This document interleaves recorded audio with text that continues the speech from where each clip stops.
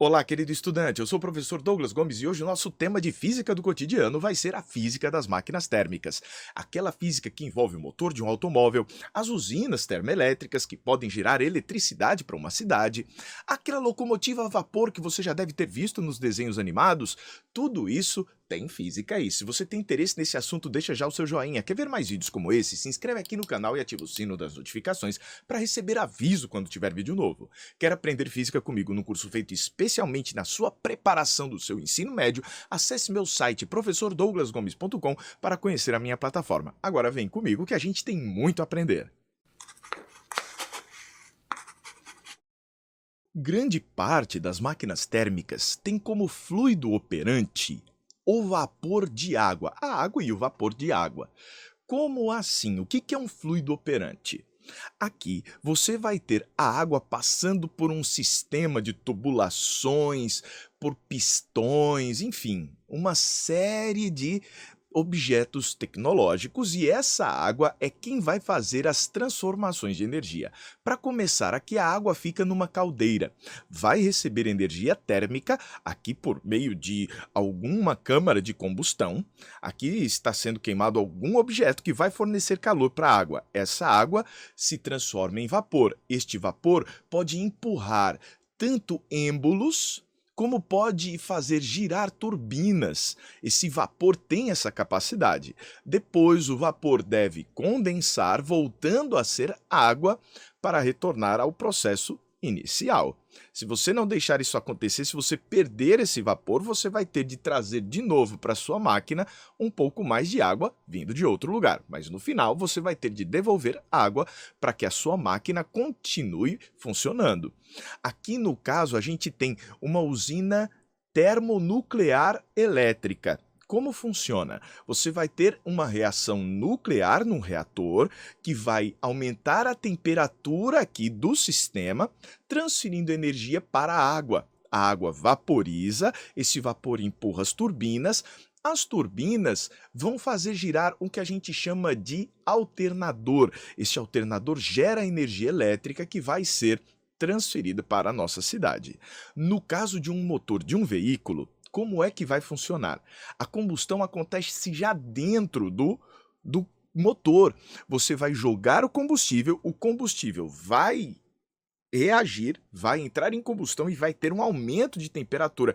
O próprio combustível vai ser o fluido operante, o gás, né, que vai empurrar aqui os pistões, fazendo aquele movimento de sobe e desce, que é transformado num movimento de giro por uma manivela, um sistema de manivelas chamado virabrequim. Mas se você quiser aprender mais sobre funcionamento de motores de automóvel, tem aqui na descrição do nosso vídeo alguns links para vídeos feitos para cada tipo de motor. Agora vem comigo que para a gente conseguir entender o funcionamento dessas máquinas térmicas, a gente primeiro precisa entender o que é energia. Muitas pessoas pensam que energia é algo concreto que eu posso colocar na mão e jogar como se fosse uma bola. Não é. Energia é uma abstração matemática. É difícil a gente aceitar isso, mas pense: energia é algo que não existe no mundo concreto. Você nunca vai pegar uma bola de energia. Por outro lado, todo sistema físico tem uma propriedade que caracteriza o estado dele chamado energia. Se você quiser transformar algum objeto, o valor da energia desse objeto deve provavelmente se modificar. As transformações fazem acontecer transformações nas propriedades do objeto. Pode ser a propriedade massa, volume, temperatura, quantidade de matéria, enfim, são tantas as propriedades que um objeto pode apresentar. E uma dessas propriedades é a energia. Energia é uma propriedade que existe numericamente, que caracteriza o estado de um corpo. Difícil aceitar, mas calma, a gente vai conseguir entender apesar dessas coisas todas. A energia obedece ao princípio da conservação, chamado de primeira lei da termodinâmica. Toda energia no universo vai se conservar. O que pode acontecer? Ela pode ser transferida e pode ser transformada, mas o valor total da energia no universo se conserva.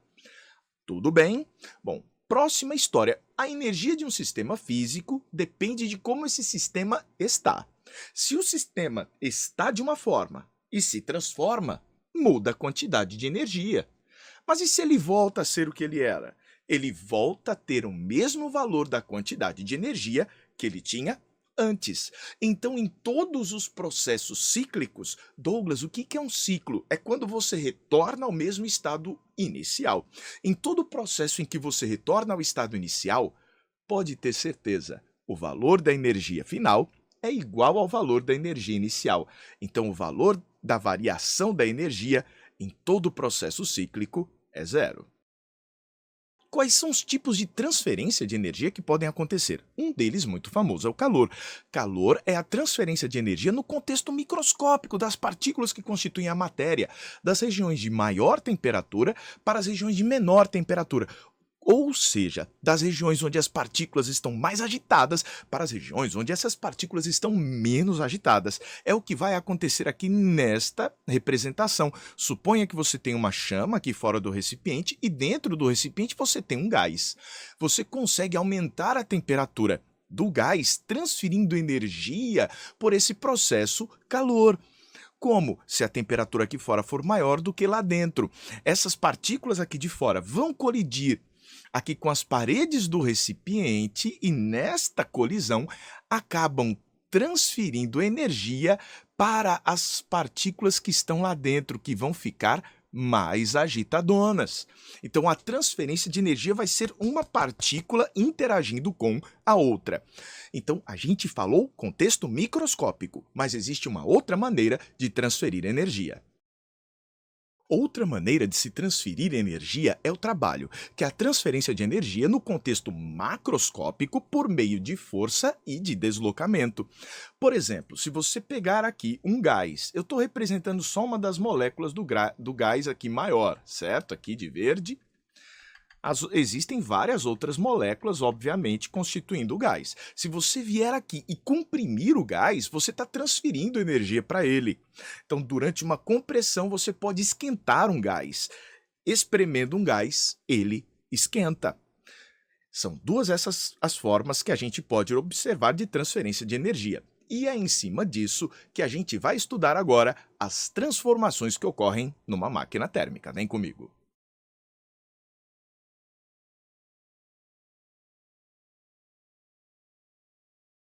Aqui ao lado eu desenhei um modelo simplificado de uma máquina térmica, então tem suas limitações o que eu vou apresentar aqui para você, mas vai ser o suficiente para que você entenda as transformações que vão ocorrer no funcionamento deste equipamento. Primeira coisa, aqui nós temos um sistema de dutos que vão conter o nosso fluido operante. Douglas, o que é o fluido operante? É o fluido que vai sofrer as transformações. Aqui nesse caso, nós vamos fazer uso de água. Então, nosso fluido operante vai ser a água que vai sofrer transformações para vapor, por exemplo. Bem aqui, a gente tem uma turbina. Douglas, o que é uma turbina? É como um catavento, você sopra e ele gira. Simples assim. Da mesma forma que esse catavento, essa turbina, na hora que for soprada, ela vai girar e vai fazer girar o nosso equipamento, a nossa máquina. Isso poderia ser um ventilador girando, isso poderia ser a roda de um carro girando. Você vai poder criar grandes equipamentos com isso daqui. Depois que esse vapor passa por aqui, ele vai percorrer todo um trajeto e retornar ao estado inicial. Mas quais são as transformações envolvidas? Com o que essa nossa máquina vai ter de interagir? É disso que nós vamos falar agora. A primeira condição para que uma máquina térmica possa funcionar, um motor térmico possa funcionar, é que a vizinhança desse motor esteja em desequilíbrio térmico. Como assim? É necessário que exista uma região próxima a ele que esteja a uma maior temperatura e algum outro objeto a uma menor temperatura. Essa fronteira que eu desenhei aqui pontilhada é a fronteira que separa a nossa máquina da vizinhança da máquina. Então, o que está aqui na vizinhança da máquina deve estar em desequilíbrio térmico.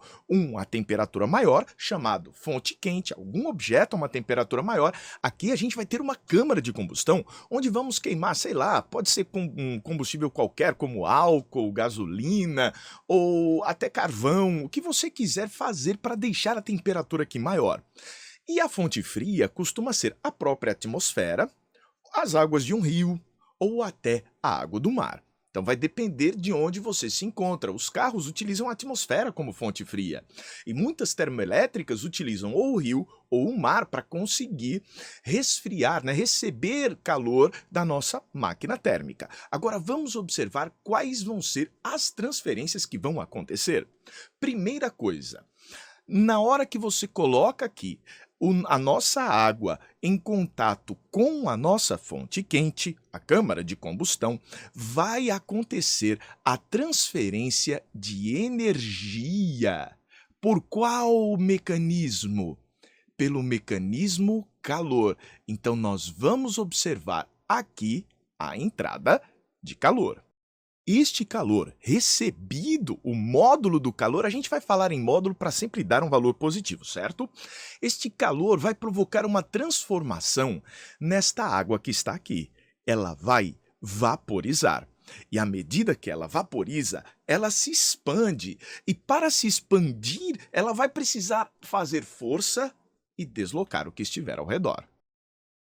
Está gostando do meu trabalho? Pois eu te convido a conhecer a minha plataforma de Física para o ensino médio, com videoaulas feitas para você aprender do básico até o nível que você precisa para fazer a sua prova para o seu Enem, para o seu vestibular. As nossas videoaulas vêm acompanhadas de resoluções de exercícios e listas também em PDF para você resolver. Não conseguiu entender? A gente tem aqui então um espaço para você tirar as suas dúvidas. Quer aprender física comigo? Acesse meu site professordouglasgomes.com. Segue o vídeo. Esse vapor vai, por conta da expansão, poder empurrar e rotacionar a turbina aqui verdinha, fazendo a realização de trabalho conforme aqui.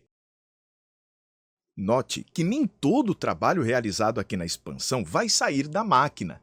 Parte dele eu vou mostrar que vai ser utilizado aqui dentro da máquina, então a gente não vai contabilizar para cá. Mas vamos continuar. Nós temos esse vapor que vai sair quente aqui da máquina. Ele empurra, mas ainda sai quente aqui da máquina. O que nós precisamos fazer para que tudo se transforme em um ciclo? Eu vou precisar fazer este vapor quente que está saindo aqui da turbina, perca energia e volte a se tornar água. Então, o vapor deve condensar. E para que o vapor se condense, se transforme em líquido, ele vai precisar perder calor. Este calor vai ser perdido aqui para a tal da fonte fria, que pode ser a atmosfera, o rio ou o mar. Assim, nem todo o trabalho da expansão saiu da máquina, porque parte dessa energia de trabalho acaba sendo utilizada na compressão do vapor, porque na hora que o vapor ele vai condensar, ele diminui de volume, ele sofre uma certa compressão. Por isso, o nosso desenho esquemático fica conforme você vê aí. Douglas, e como é que são as transferências de energia com a vizinhança? Seguinte, no final de todo o processo, o que era água voltou a ser água no mesmo estado. Ou seja, a variação de energia depois de todo esse processo é zero. A energia que eu tenho aqui no fim é a mesma que eu tenho no começo. Douglas, e aí? Isso quer dizer que toda a energia que entrou na nossa máquina saiu da máquina, já que ao fim de todo o processo, a água voltou a ser a mesma água que era aqui dentro da máquina. Observe que o total de energia que entra é igual ao total de energia que sai. Logo, o calor recebido é o que está entrando aqui, está atravessando a nossa fronteira para a máquina. E o que está saindo? Este trabalho, que vai ser utilizado para movimentar alguma coisa com esse motor, e o calor que é cedido, que é perdido para a atmosfera, para o rio, para o mar, para o meio ambiente, podendo causar, então, a tal da poluição térmica. Este local aqui onde está acontecendo a perda é a unidade condensadora do vapor. É onde o vapor vai condensar, porque está perdendo calor para a atmosfera. Aqui é onde a gente pode ter algum impacto e também impacto possível na câmara de combustão, porque o produto da combustão aí vai ser dióxido de carbono sendo jogado na atmosfera. Bacana? Agora, o que você paga para essa máquina funcionar? Você vai pagar aqui pelo combustível, ou seja, você paga pelo calor que a máquina vai receber. Mas o que é que você utiliza? Você utiliza que esse trabalho que o motor vai efetuar. Isso é a parte útil. E o que é que você perde? A perda é aquilo que você acaba jogando para o ambiente. Muitas indústrias acabam usando esse calor que seria jogado no rio, no mar, para aquecer uma determinada porção d'água e usa-se essa água aquecida em processos de limpeza da área da indústria. E água quente é bem mais eficaz do que água gelada para poder fazer um bom processo de limpeza. Então, nem tudo acaba sendo perdido. A gente pode ter estratégias para tal, mas não é sempre que isso dá para a gente fazer. Tudo bem até aqui? Agora, eu posso falar em rendimento de uma máquina, que muitos também chamam de eficiência de uma máquina. Ela é a razão entre a parte útil e aquilo que eu investi para utilizar. O rendimento de um ciclo, que a gente vai representar por esse N com uma perninha puxada, que é na verdade a letra grega eta, o rendimento de um ciclo é o valor do trabalho útil que a gente consegue obter com a máquina dividido pelo calor que ela recebeu, que foi aquilo que a gente investiu. Douglas, me dê um exemplo. Então vamos lá. Suponha que essa sua máquina recebeu uma quantidade de calor de 1000 joules ou joules e efetuou um trabalho de 400 joules. Ela acaba perdendo quanto para o ambiente? Quanto é que falta? Entrou 1000, utilizei 400, perdi 600 joules para a atmosfera, por exemplo. Qual teria sido esse nosso rendimento? O trabalho que foi de 400 joules dividido pelo calor recebido, que foi de 1000 joules. 400 dividido por 1000 dá 0,4, que a gente pode dizer que é a mesma coisa que 40%. A gente pode expressar este rendimento em um percentual. Douglas, é isso uma máquina térmica? Sim! E este ciclo, se for representado num diagrama pressão versus volume, vai ser algo parecido com isso. Vai ser então um gráfico no diagrama pressão versus volume acontecendo no sentido horário. Douglas, e se tiver no anti-horário? Aí é uma geladeira, uma máquina frigorífica. Mas no sentido horário é um motor térmico. Douglas, o que mais que eu preciso saber? Existem limitações? Esse rendimento aí de 40% não poderia ser 100% eu pegar todo o calor e transformar em trabalho?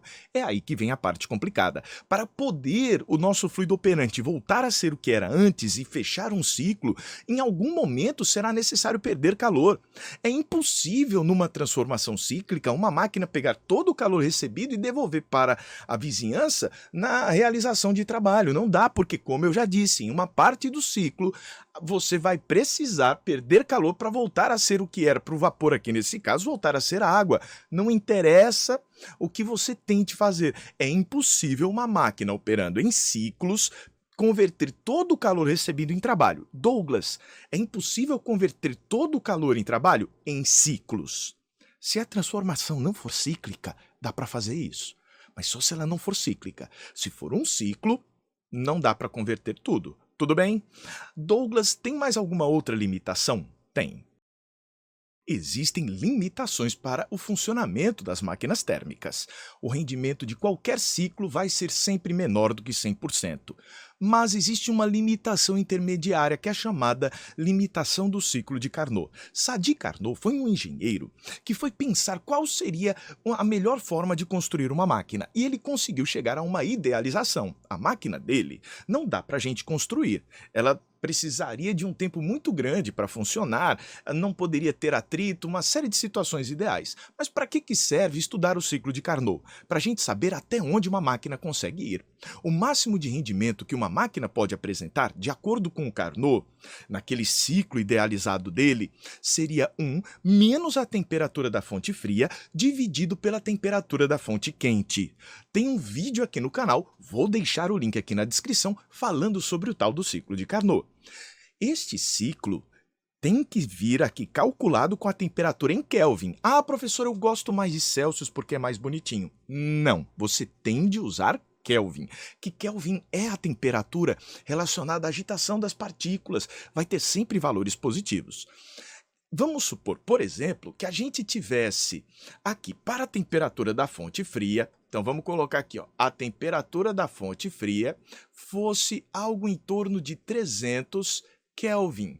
E a temperatura aqui da fonte quente, então a temperatura quente fosse algo em torno de uns 600 Kelvin, a temperatura aqui da nossa câmara de combustão, qual seria o rendimento de Carnot para esta situação? Seria 1 menos 300 Kelvin sobre 600 Kelvin. Isso daria 50%. Olha que legal. Nossa máquina está apresentando 40. A de Carnot conseguiria chegar até 50. Mas, Douglas, eu ainda não sei por que eu estudo esse tal desse Carnot. Olha que legal. O rendimento da nossa máquina já está relativamente próximo ao de Carnot, então nossa máquina está bem boa.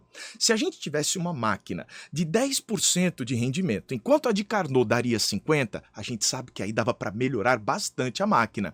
Mas a gente já está bem próximo. Já pensou se a nossa máquina tivesse 49% de rendimento e a de Carnot, que seria a máquina perfeita, tivesse 50%? A gente já está muito próximo da perfeição. Ah, Douglas, mas não dá para atingir os 100%? Não dá. Douglas, mas eu vi um engenheiro que disse que operando entre 300 Kelvin e 600 Kelvin conseguiu uma máquina com 70% de rendimento. Mentiroso. Não dá. É impossível você conseguir um rendimento melhor do que o de Carnot operando entre essas duas temperaturas de 300 e de 600 Kelvin. Com isso, meu querido estudante, nós terminamos a nossa explicação sobre as máquinas térmicas cíclicas. Gostou do nosso vídeo? Deixa o seu joinha. Quer ver mais vídeos como esse? Se inscreve aqui no canal e ativa o sino das notificações para receber aviso quando tiver vídeo novo. Quer aprender física comigo no curso feito especialmente para você? Acesse meu site, professordouglasgomes.com. Um forte abraço e até a próxima. A gente se vê.